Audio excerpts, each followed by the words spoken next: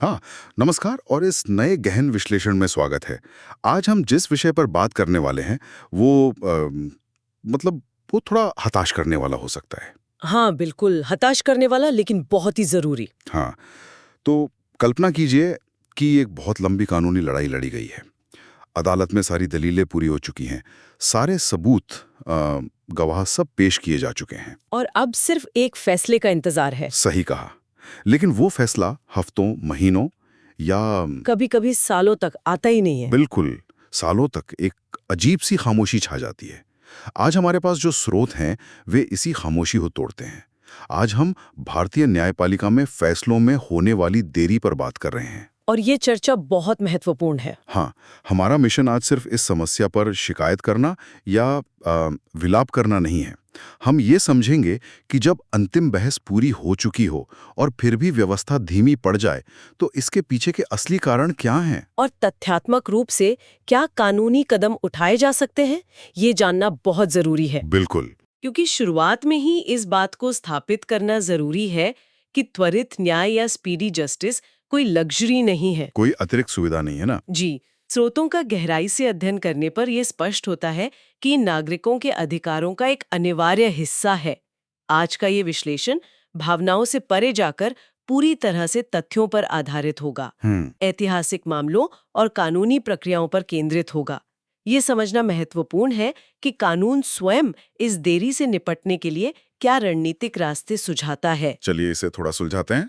अगर हम देरी के कारणों की बात करें तो स्रोत जो आंकड़े सामने रखते हैं वो एक बहुत ही अलग तस्वीर पेश करते हैं। बिल्कुल, एक बहुत ही चौंकाने वाली तस्वीर। हाँ, अक्सर समाज में ये सवाल उठता है कि जज फैसला क्यों नहीं दे रहे हैं।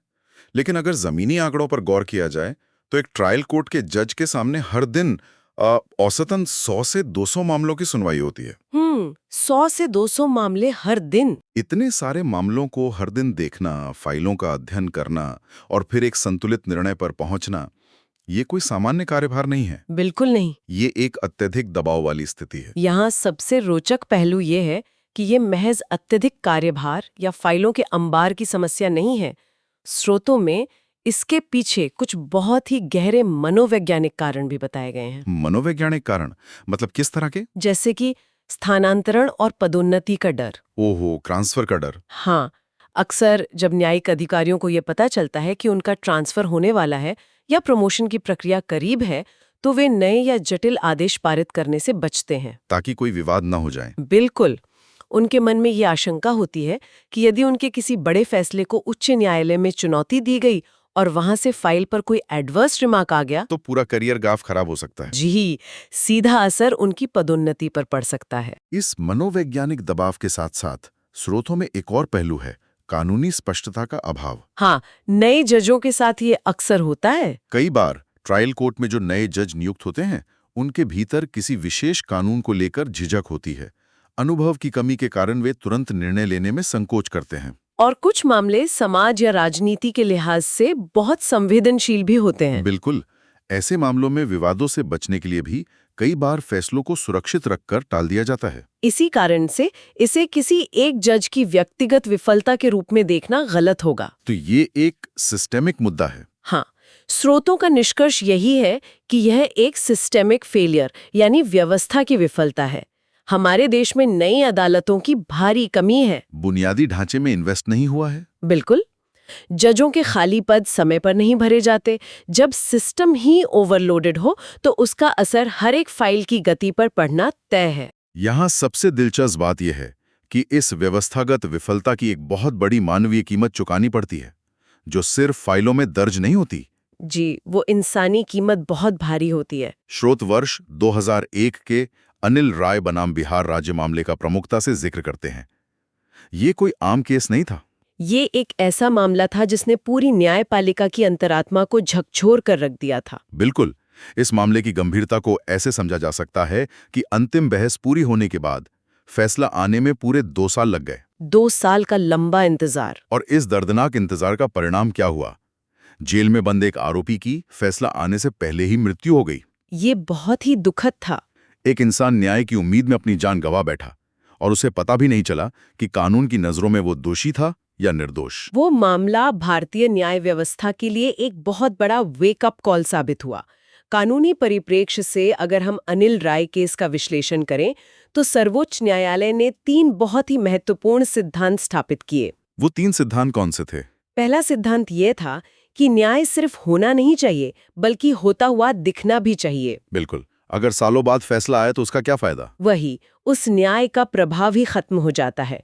दूसरा सिद्धांत ये था कि इस तरह की देरी सीधे तौर पर संविधान के अनुच्छेद 21 का उल्लंघन है। क्योंकि त्वरित न्याय हर नागरिक का अधिकार है। जी, जीवन और स्वतंत्रता के अधिकार का हिस्सा है। और अनिल राय केस का तीसरा सिद्धांत बहुत ही व्यावहारिक है, तर्क विस्मरण या मेमोरी फेडिंग। हाँ, मेमोरी फेडिंग बहुत अहम मुद्दा है। मतलब इंसान का दिमाग कोई कंप्यूटर की हार्ड ड्राइव तो है नहीं कि उसमें सारा डेटा हमेशा के लिए सेव रहे। बिल्कुल नहीं। अगर 2 साल पहले किसी वकील ने अदालत में कोई मौखिक तर्क दिया था या गवाह के हाव भाव में कोई खास बात थी, तो कोई भी जज उसे 2 साल बाद कैसे याद रख सकता है? ये असंभव है। स्रोतों के अनुसार इसी मेमोरी फेडिंग की वजह से आखिरकार फैसलों की गुणवत्ता गिर जाती है, जो कि न्याय के मूल उद्देश्य को ही खत्म कर देता है। ये दस्तावेजों में छुपा हुआ एक बहुत बड़ा आहा मोमेंट है। और इसी मेमोरी फेडिंग और मानवीय कीमत को ध्यान में रखते हुए सुप्रीम कोर्ट ने अनिल राय केस में सिर्फ सिद्धांत नहीं दिए बल्कि स्पष्ट समय सीमाएं यानी डेडलाइंस भी तय कर दी। अच्छा, क्या डेडलाइंस थी वो? स्रोतों में बताया गया है कि फौजदारी यानी क्रिमिनल मामलों के लिए तय किया गया कि अंतिम बहस के 6 सप्ताह के भीतर फैसला आ जाना चाहिए। 6 सप्ताह? और सिविल मामलों के लिए दीवानी या सिविल मामलों में जहां दस्तावेज ज्यादा होते हैं, ये समय सीमा 2 महीने तय की गई। और हाईकोर्ट के लिए भी तो कुछ नियम बने थे।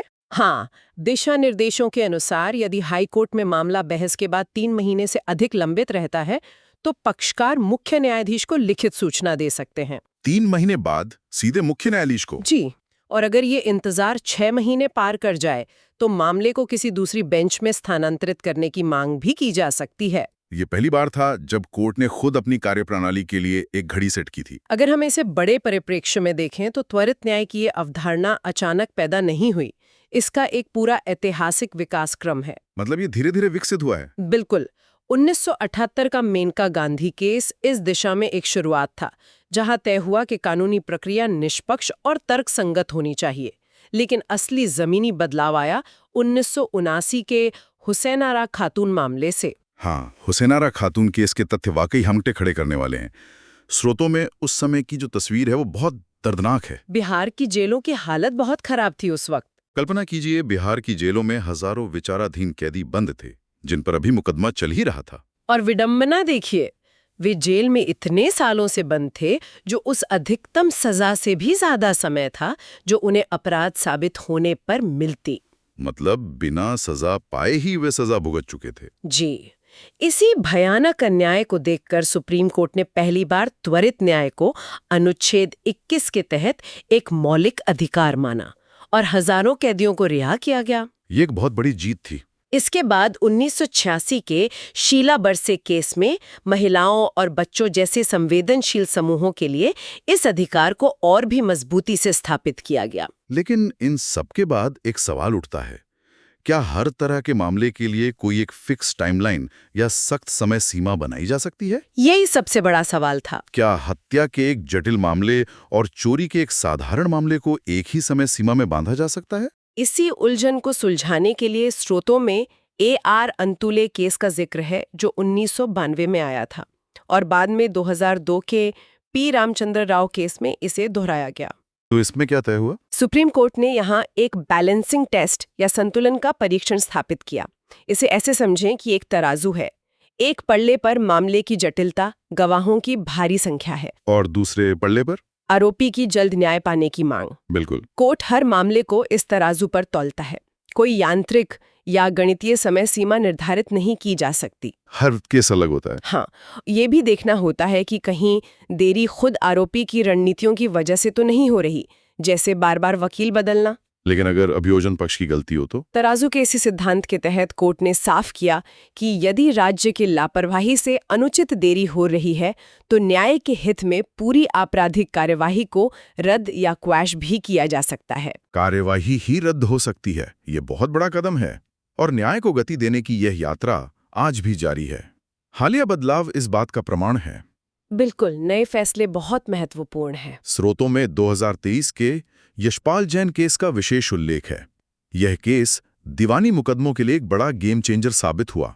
इसमें सुप्रीम कोर्ट ने क्या निर्देश दिए थे? सुप्रीम कोर्ट ने सिविल केसों को जल्दी निपटाने के लिए जिला अदालतों को 12 विशिष्ट निर्देश दिए, जैसे समन की तामील जल्दी करना, बेवजह तारीखें मांगने पर भारी जुर्माना लगाना और जरूरत पड़ने per day to day trial चलाना। हाँ, इसके अलावा व्यवस्था को पारदर्शी बनाने के लिए 2025 में एक और निर्देश आया है।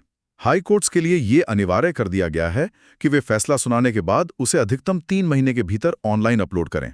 यह एक बहुत ही व्यवहारिक कदम है। साथ ही सांसदों और विधायकों के मामलों में तेजी लाने के लिए अश्विनी कुमार उपाध्याय केस और आतंकवाद निरोधी सख्त कानूनों में भी मौलिक अधिकारों की रक्षा के लिए करतार सिंह केस का जिक्र स्रोतों में है।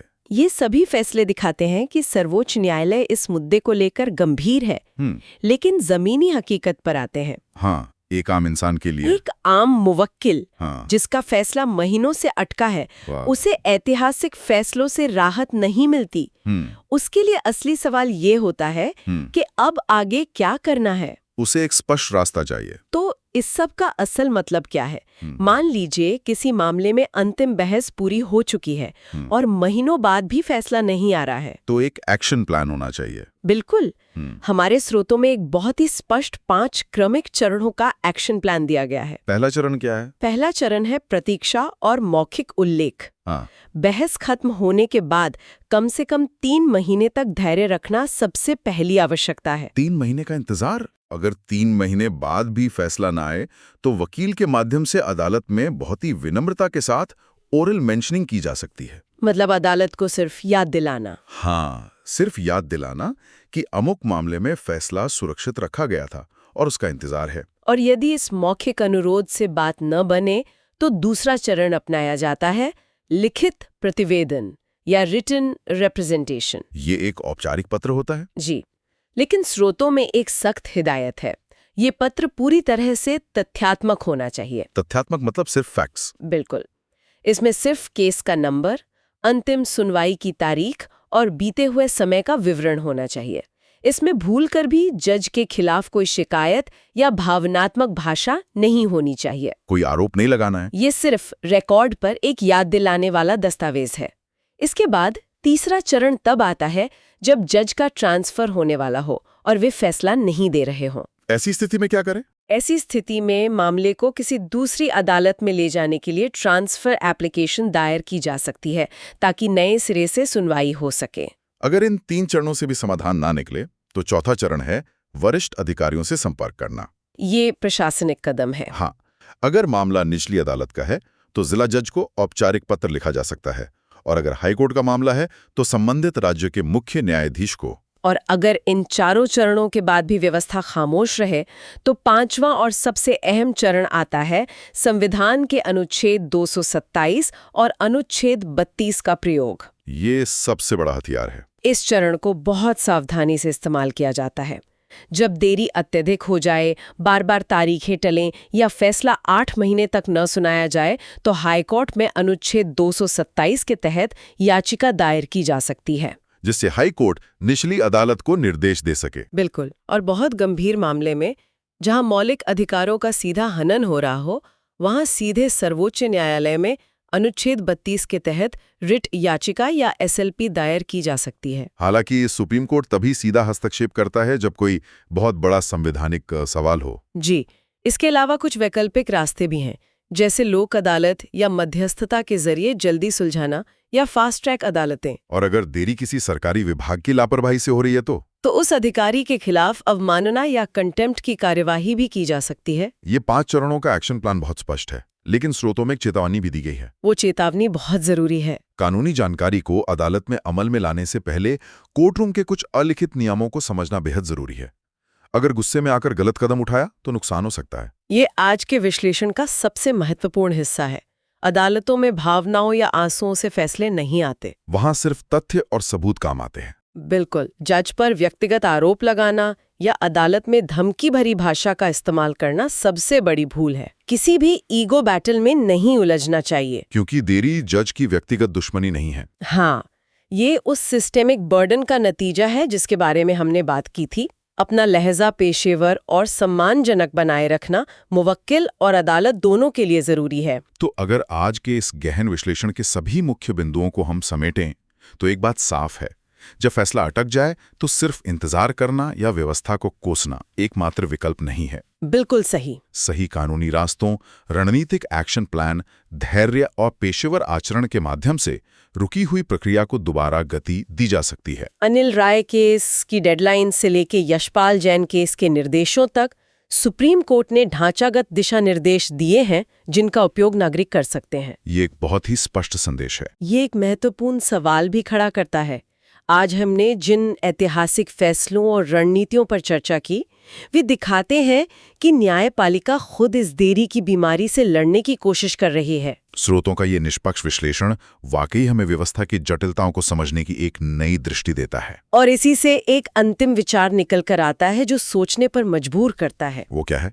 यदि त्वरित न्याय वास्तव में एक मौलिक अधिकार है और न्यायिक व्यवस्था का कार्यभार भी एक सत्य है, तो वो रेखा कहाँ खींची जाएगी जहां ये व्यवस्था की मजबूरी एक पूर्ण संवैधानिक संकट बन जाती है? ये सोचने वाली बात है। क्या भविष्य में हमारी कानूनी प्रक्रिया में एक ऐसी प्रणाली होनी चाहिए जहां तय समय सीमा पार होने पर राज्य या व्यवस्था के लिए कोई स्वतः जवाबदेही यानी ऑटोमेटेड कंसीक्वेंसेस तय हो जाए, बिना किसी याचिका के अपने आप लागू होने वाला हर्जाना? ये वाकई गहराई से मंथन करने वाला विचार है। क्या भविष्य का कानून सिर्फ समय सीमा तय करेगा या उसके टूटने पर अपने आप जवाबदेही भी तय करेगा? यही वो सवाल है जो हमें खुद से पूछना चाहिए। इसी विचार के साथ हम आज के इस गहन विश्लेषण को यहीं समाप्त करते हैं। कानूनी प्रक्रियाओं को समझना, उनके पीछे के कारणों को जानना और तथ्यात्मक रूप से जागरूक रहना ही एक सशक्त समाज की निशानी है। इस चर्चा में सुनने वालों के जुड़ने के लिए धन्यवाद।